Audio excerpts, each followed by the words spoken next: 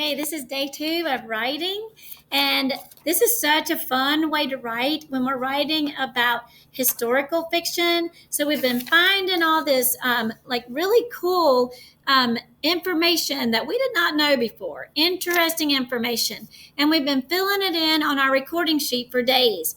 And we're reading a new text even now, so we're getting new information that we can add to what we already had.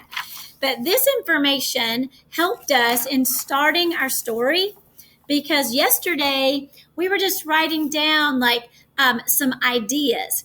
And I wrote down yesterday that I had women who were doing the farming, and that surprised me. I had canoes and the way they were building their canoes, and I was writing it in my writing notebook. Famine, that they really didn't have a lot of famine because they hunted and fished and farmed. And so those were some things that I jotted down that I thought I can make that into a story because I could build a story around that. And yesterday we were thinking about how that if we have characters in a fiction story, so we need characters, and that we might want to build our characters.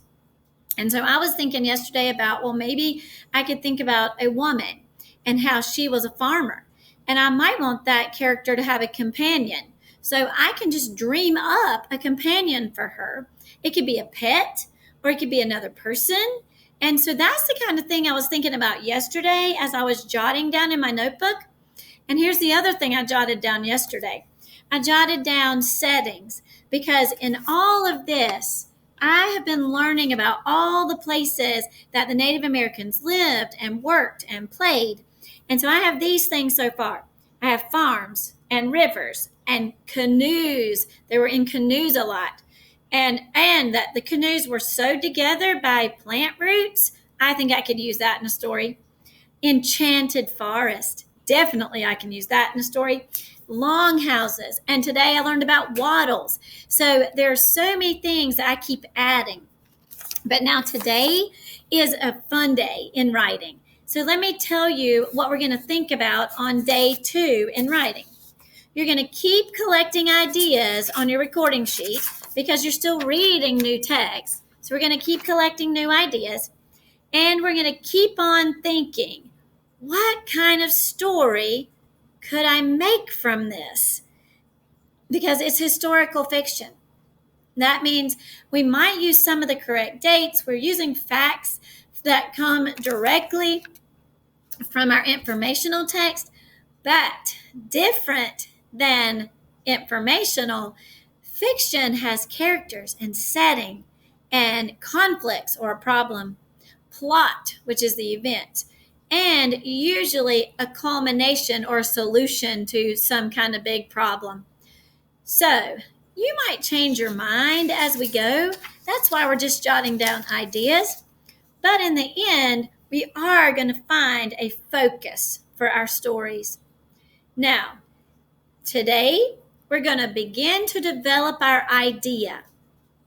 One way fiction writers do this is by developing their main characters. So we're going to develop our main characters in our writing notebook. Before you can begin writing a story, you need to know your characters so well that you know exactly how much change they have in their pocket. That means you're kind of getting inside their skin, so to speak, and you're really going to think about them and know them well. Kind of like Soft Rain, how already you're beginning to know Soft Rain very well, and you're beginning to know Green Fern and Hawk Boy.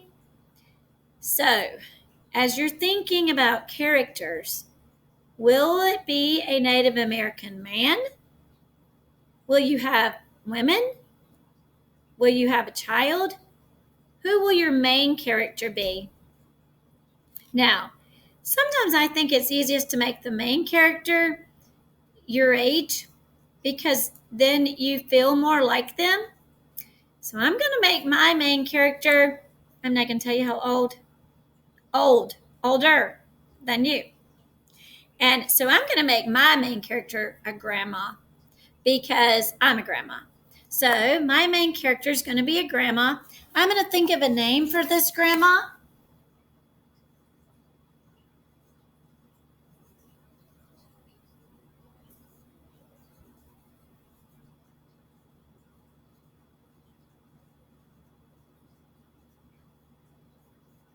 Okay, so grandma's going to be my main character.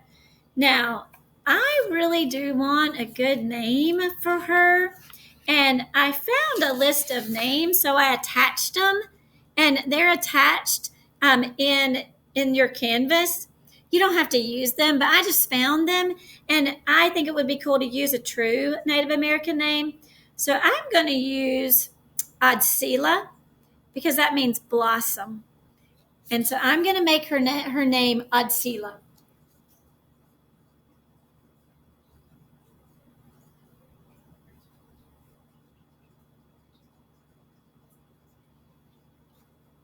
Now I need to know this grandma very well.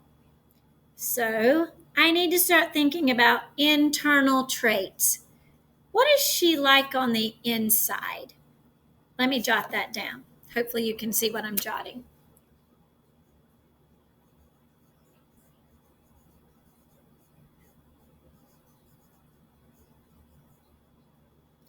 What is she like on the inside? What is she afraid of?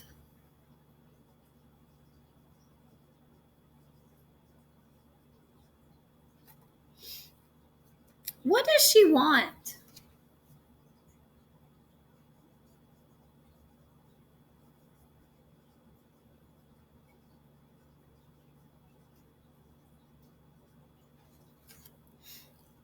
The trick is to create coherent characters with characteristics that fit together in a way that seems very believable.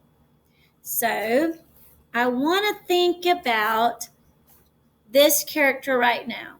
I want it to be believable, and I want to know her very well.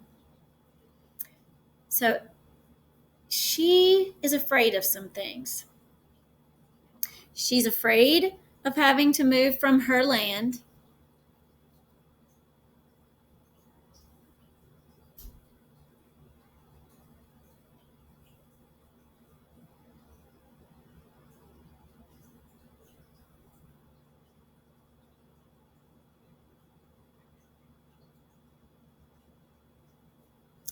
She's afraid of people coming in and taking her family away.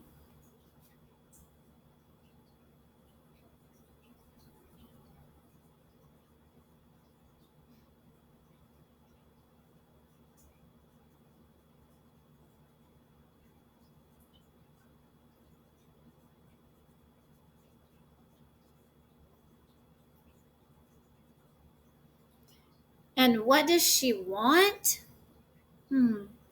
She wants to protect everyone.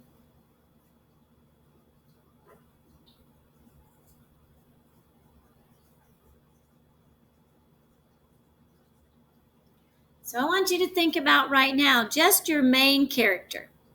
And I want you to give your main character a name. You can choose from the list that I gave you, or you can just find one on your own, or you can make it up, like Soft Rain or Hawk Boy.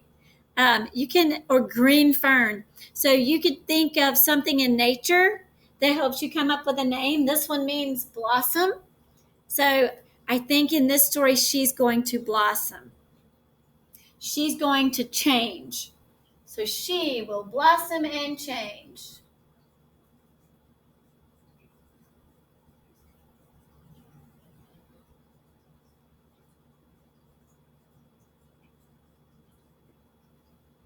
Okay.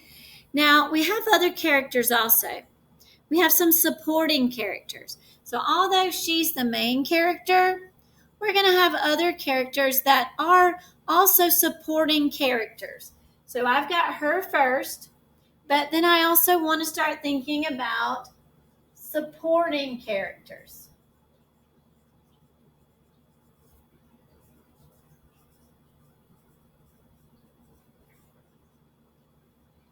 Okay, so my grandma, Adsila, she's going to be a widow.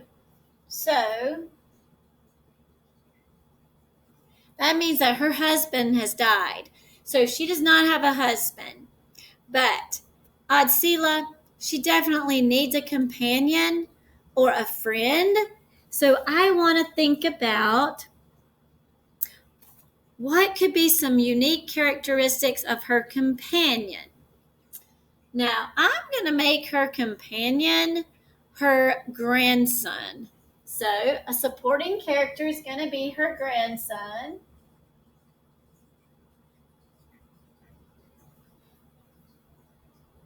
And her grandson, he is fast and he's like a gazelle.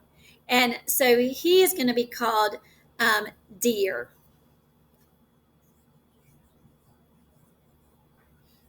We could call him Deer Boy, like Hawk Boy. Maybe I'll do that.